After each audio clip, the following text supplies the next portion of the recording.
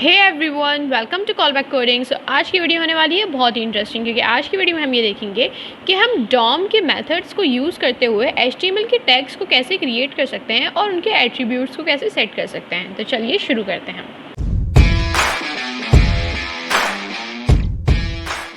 Okay, सो हमने अपनी last video में डिस्कस किया था कि डॉम क्या होता है हमारे पास और हम उसको क्यों यूज़ कर रहे होते हैं, उसका हमारे पास बेसिक पर्पस क्या है।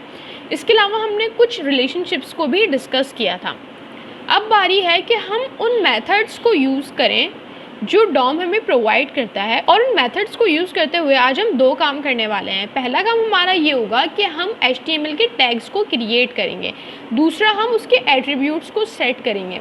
अब HTML के एलिमेंट्स को क्रिएट करने का क्या मतलब है, ये हमने अपनी लास्ट वीडियो में भी डिस्कस कर लिया था। अगर मैं थोड़ा सा यहाँ पे इसको रिकॉल करूँ तो हमने ये देखा था कि डॉम जो है वो जावास्क्रिप्ट को ये पावर दे देता है, ये एक्सेस दे देता है कि जावास्क्रिप्ट ऑन इट्स ओन एक वेबसाइट को क्रिएट कर सकता है। जावास्क्रिप्ट को फिर HTML की नीड नहीं होती है। तो वेबसाइट को क्रिएट करने के लिए हम टैग्स वगैरह यूज़ कर रहे होते हैं HTML में। अब जावास्क्रिप्ट जब वेबसाइट क्रिएट करेगा तो उसको भी टैग्स तो चाहिए ही होंगे। तो जावास्क्रिप्ट टैग्स को कैसे क्रिएट करेगा वो आज हम जो है वो डिस्कस करेंगे। तो इस वीडियो के होने वाले हैं दो पार्ट्स। पहले पार्ट में हम ये देखेंगे कि हम कोई भी टैग, कोई भी एलिमेंट कैसे क्रिएट कर सकते हैं, और दूसरे पार्ट में हम उसमें एट्रीब्यूट्स पे वर्किंग करेंगे। तो सबसे पहले हम बात कर लेते हैं क्रिएशन ऑफ टैग्स की। मैं अपनी HTML की फाइल में आऊँगी और यहाँ पे मैं बनाऊँगी एक बटन में मैं लिख देती हूँ शो लिस्ट।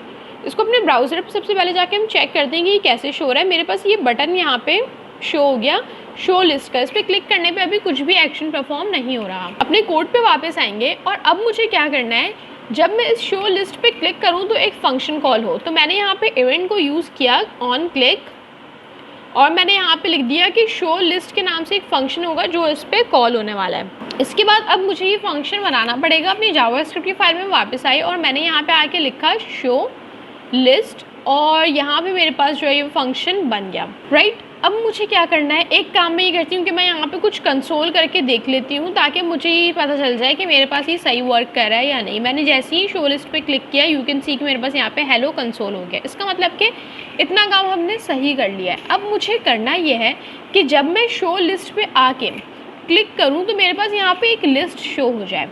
राइट, अब लिस्ट को शो करने के लिए, अगर आपको याद हो जिस वीडियो में हमने ये डिस्कस किया था कि हम जो है वो CSS अप्लाई कर सकते हैं with the help of JavaScript, ये सारी चीज़ें डिस्कस की थी। तो हमने एक चीज़ ये देखी थी कि हमने कोई भी एलिमेंट बना लिया था अपनी HTML में, और उसको अगर मुझे वो उस वक्त स्क्रीन पे नहीं चाहिए था, ऑन क्लिक पे वो स्क्रीन पे चाहिए था, तो मैंने उसको डिस्प्ले नन कर दिया था। बेसिकली मैंने कोड उसका लिख लिया था यहाँ पे अपनी HTML की फाइल में, और उसको बस हाइड कर दिया था वक्ती तौर पे, और फिर जब मुझे वो चाहिए था तो मैंने ऑन क्लिक पे उसको शो करवा दिया था। ये मैंने काम किया था।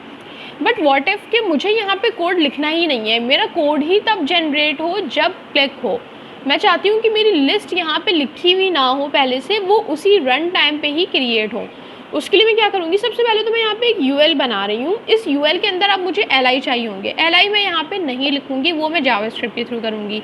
इस UL को गेट करने के लिए मैं एक काम ये करती हूँ कि मैं यहाँ पे इसको ID दे देती हूँ UL, और यहाँ पे आके हम इसको गेट कर लेंगे। मैंने लिखा var UL, और मैंने यहाँ पे लिख दिया document dot gate element by ID, और यहाँ पे मैंने उसको कर लिया गेट। अब ये गेट करने के बाद मुझे क्या करना है, इस UL के अंदर मुझे LI डालना है, लेकिन LI डालने से पहले मुझे एक LI चाहिए। डालने का प्रोसेस तो बाद में आएगा, सबसे पहले मुझे एक LI को क्रिएट करना पड़ेगा। तो हमारा फर्स्ट स्टेप जो होगा वो उस एलिमेंट को हमें क्रिएट करना होगा।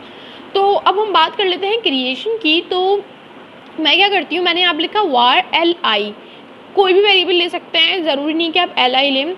इसके बाद मैंने यहाँ पे लिखा डॉक्यूमेंट डॉट क्रिएट एलिमेंट, और अब मुझे उस एलिमेंट का नेम बताना है जो मुझे क्रिएट करना है। यू कैन सी कि मेरे पास यहाँ पे HTML के टैग्स शो हो रहे हैं सारे। हम जो सा भी टैग, जो भी एलिमेंट क्रिएट करना चाहते हैं वो यहाँ से कर सकते हैं। मुझे इस वक्त कौन सा एलिमेंट चाहिए, मुझे यहाँ पे LI चाहिए लिस्ट का। तो LI यहाँ पे आ गया, मैंने LI लिख दिया। ये वेरिएबल का नेम है, ये अपने हिसाब से हम चेंज कर सकते हैं, लेकिन ये हम चेंज नहीं कर सकते। ये हमारे एलिमेंट का नेम है जो HTML पे हमारे पास यूज़ होता है। राइट, अब मैंने यहाँ पे एक li कर लिया क्रिएट। मैं एक काम ही करती हूँ कि मैं इसे कंसोल करके देख लेती हूँ कि मेरे पास ये क्रिएट भी हुआ है या नहीं। हम स्टेप बाय स्टेप वर्किंग करेंगे और साथ साथ कंसोल करके चेक करते रहेंगे। जैसे ही मैंने इस पर क्लिक किया यू कैन सी कि मेरे पास एक li शो हो गया। इसका मतलब कि मेरे पास लिस्ट तो क्रिएट हो चुकी है। स्टेप 1 मेरा हो चुका है। अब स्टेप 2 क्या है, इस लिस्ट के अंदर मुझे कोई टेक्स्ट लिखना होगा। वो टेक्स्ट लिखने के लिए मुझे उस टेक्स्ट को क्रिएट करना पड़ेगा। मैंने लिखा var li text, ये मैंने एक वेरिएबल ले लिया। इसके बाद मैंने लिखा डॉक्यूमेंट डॉट, और अब मैं यहाँ पे यूज़ करूँगी क्रिएट टेक्स्ट नोड, और अब मैं कोई भी टेक्स्ट यहाँ पे लिख दूंगी। लेट्स से कि मैं लिख देती हूँ यहाँ पे कॉल बैक कोडिंग, राइट, और मेरा टेक्स्ट यहाँ पे क्रिएट हो गया। अब मैं एक काम ही करती हूँ कि इसको यहाँ पे कंसोल करके भी देख लेती हूँ कि मेरे पास जो है वो टेक्स्ट सही से क्रिएट हुआ है या नहीं। शो लिस्ट पे क्लिक किया, यू कैन सी कि मेरे पास लिस्ट भी आ गई, मेरे पास टेक्स्ट भी आ गया। स्टेप 2 भी मेरे पास हो गया कंप्लीट।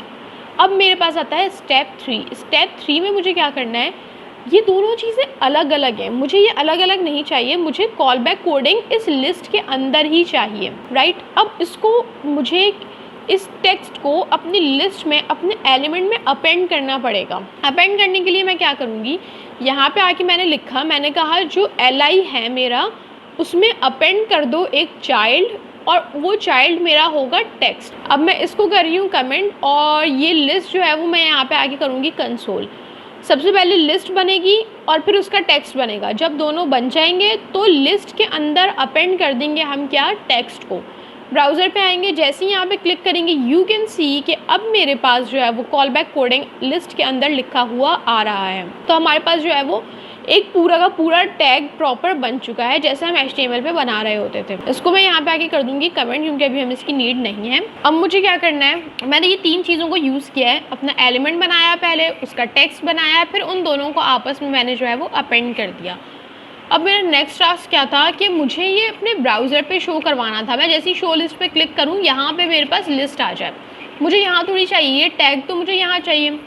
तो उसके लिए मुझे क्या करना पड़ेगा, वापस आएंगे यहाँ पे, और मैंने कहा कि जो मेरे पास UL है उसके अंदर मैं ये li डाल दूँगी। UL यहाँ पे मेरे पास है बना हुआ, इसके अंदर li मैं यहाँ से अपेंड करूँगी। तो मैंने कहा UL के अंदर अपेंड कर दो, अपेंड चाइल्ड। क्या अपेंड करना है, li, क्योंकि मेरे पास यहाँ पे li पे कंप्लीट li शो हो रहा था टेक्स्ट के साथ, तो बस वो li मैं इस UL के अंदर डाल दूँगी। UL क्योंकि हमारे पास HTML में लिखा हुआ है, तो मेरा li इसके अंदर आ जाएगा और ये मेरे पास ब्राउज़र पे आके शो हो जाएगा। वापस आएंगे, अब मैं जैसे ही क्लिक करूँगी यू कैन सी कि मेरे पास अब ये जो लिस्ट है वो यहाँ पे मेरे पास ब्राउज़र पे आके शो हो चुकी है। तो ये हमारे पास जो है वो बहुत ही सिंपल सा मेथड था, जिसके थ्रू हमने टैग को क्रिएट किया और उसको हमने अपने ब्राउज़र पे लाके शो करवा दिया। हो सकता है आप लोगों में से बहुत से लोगों के दिमाग में एक क्वेश्चन आ रहा हो कि हमें ये काम करने की ज़रूरत ही क्यों पड़ रही है, जब हम HTML पे कोडिंग कर सकते हैं तो फिर हमें जो है वो यहाँ पे आके क्यों टैग्स को क्रिएट करना पड़ रहा है। या फिर इसकी कोई ऐसी एग्जाम्पल हो जिससे आपके ये वाले क्वेश्चन, ये वाले कॉन्सेप्ट जो हैं वो क्लियर हो जाएँ। तो इसकी सबसे बेसिक और सबसे बेस्ट एग्जाम्पल है हमारे पास to do list. To do list में हमारे पास क्या होता है कि हमारे पास एक जो है वो इनपुट बार होती है, राइट। इनपुट बार में हम कोई भी अपना टू डू लिखते हैं, कोई भी अपना टास्क लिखते हैं, और फिर हमारे पास एक बटन होता है। हम या तो हम एंटर प्रेस करते हैं या तो हम उस बटन पे क्लिक करते हैं ऐड पे, और वो टास्क मेरे पास जो है वो लिस्ट के तरह जो है वो ऐड हो जाता है। फिर जब मेरा कोई दूसरा टास्क होता है फिर मैं वहाँ पर लिखती हूँ और मैं ऐड करती हूँ, वो फिर से मेरे पास शो हो जाता है। तो मुझे नहीं पता कि यूज़र जो है, अगर हम एज ए डेवलपर सोचें तो हमें नहीं पता कि यूज़र कौन कौन से टास्क ऐड करने वाला है।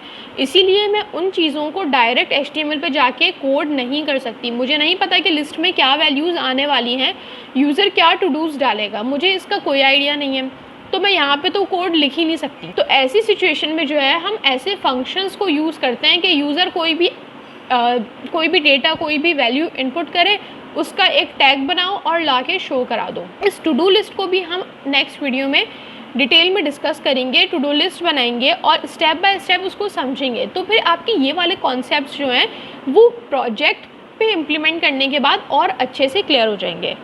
अब हम एक काम ही करते हैं कि हम मूव करते हैं अपने नेक्स्ट टॉपिक पे, दैट इज सेटिंग एट्रीब्यूट्स। अब हम एट्रीब्यूट्स को डील करेंगे। एट्रीब्यूट्स को डील करने के लिए सबसे पहले तो मैं यहाँ पे लिख देती हूँ कि एट्रीब्यूट्स वाला काम जो है वो यहाँ से स्टार्ट हो रहा है। और अब अपने HTML पे आएंगे और एक काम करते हैं, इस UL को ही ले लेते हैं। इस UL के पास एट्रीब्यूट भी है और दूसरी बात ये कि हमने इसको यहाँ पे गेट भी किया हुआ है ऑलरेडी, तो मैं यहाँ पे इसको यूज़ कर सकती हूँ। मैंने कहा कि भाई कंसोल कर दो UL डॉट एट्रीब्यूट, UL के जो भी एट्रीब्यूट्स हैं वो मेरे पास जो है वो कंसोल हो जाएंगे। तो वापस आएंगे अपने ब्राउज़र पे, यू कैन सी कि मेरे पास जो है वो एक ही एट्रीब्यूट है, 0 पे मेरे पास जो ID है वो शो हो चुकी है। एक काम ये करते हैं कि अपने कोड पे आएंगे और यहाँ पे मैं अब कुछ और एट्रीब्यूट ऐड करना चाहती हूँ UL का। तो मैंने कहा कि UL डॉट सेट एट्रीब्यूट और मैंने कहा यहाँ पे क्लास ऐड कर दो और क्लास का नाम अब मुझे बताना है, तो मैंने कहा माई लिस्ट, इस नाम की एक क्लास ऐड कर दो UL में जाके। अब ये वो चीज़ें हैं, एट्रीब्यूट्स वो होते हैं जो हम खुद HTML पे जाके टैग्स के साथ ऐड कर रहे होते हैं, बट यहाँ पे क्या हो रहा है, मैं जावास्क्रिप्ट में कोड लिख रही हूँ और वो वहाँ पे HTML पे जाके एग्जीक्यूट हो रहा है। अब एक काम ये करते हैं कि ये जो कंसोल है इसको मैं नीचे ले आती हूँ ताकि मेरे पास पहले जो है वो एट्रीब्यूट को सेट कर देगा जाके, क्लास ऐड हो जाएगी और उसके बाद हम एट्रीब्यूट्स चेक कर लेंगे। अब मेरे पास 2 एट्रीब्यूट्स शो होने चाहिए, एक ID और एक क्लास। अपने ब्राउज़र पे आके इसको चेक करेंगे तो यू कैन सी कि अब मेरे पास जो है वो 2 एट्रीब्यूट्स शो हो रहे हैं। एक मेरे पास ये आ गई ID और दूसरा मेरे पास जो है ये आ गया क्लास। ओके, सो ये तो हमने कर लिया एट्रीब्यूट को सेट और हमने जो है वो उसको कंसोल करके भी देख लिया कि हमारे पास कितने एट्रीब्यूट हैं। अब हम बात करते हैं हैज़ एट्रीब्यूट की। हैज़ एट्रीब्यूट का क्या काम होगा, यहाँ पे आके मैंने क्या किया है, इसको कंसोल किया और मैंने कहा UL हैज़ एट्रीब्यूट। मुझे ये देखना है क्या UL के पास कोई एक स्पेसिफिक एट्रीब्यूट है। लेट्स से मैंने कहा कि UL के पास क्या ID है।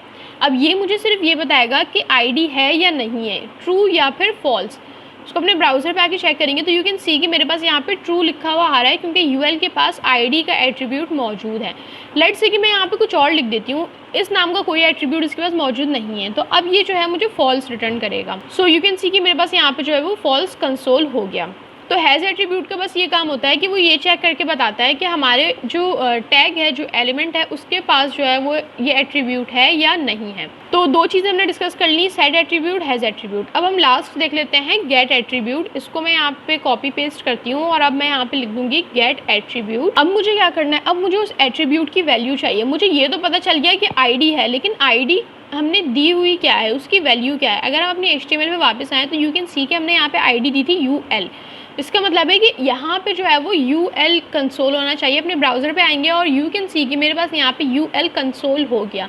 इसी तरह हम यहाँ पे क्लास की भी वैल्यू देख सकते हैं। हमने यहाँ पे क्लास की वैल्यू दी थी माई लिस्ट, तो अब यहाँ पे गेट करके देखते हैं कि मेरे पास क्या वैल्यू शो हो रही है एंड यू कैन सी कि मेरे पास यहाँ पे माई लिस्ट शो हो गई। तो इस तरीके से जो है हम एट्रीब्यूट्स को डील कर सकते हैं, अपने हिसाब से सेट कर सकते हैं, वैल्यूज़ चेंज कर सकते हैं और वेरीफाई कर सकते हैं कि एट्रीब्यूट है या नहीं है, और उन एट्रीब्यूट्स की वैल्यू को भी हम जो है वो कंसोल कर सकते हैं। Okay guys, so that was it for the video. If you guys have any query, ask me in the comment section and don't forget to like, share and subscribe to my channel Callback Coding.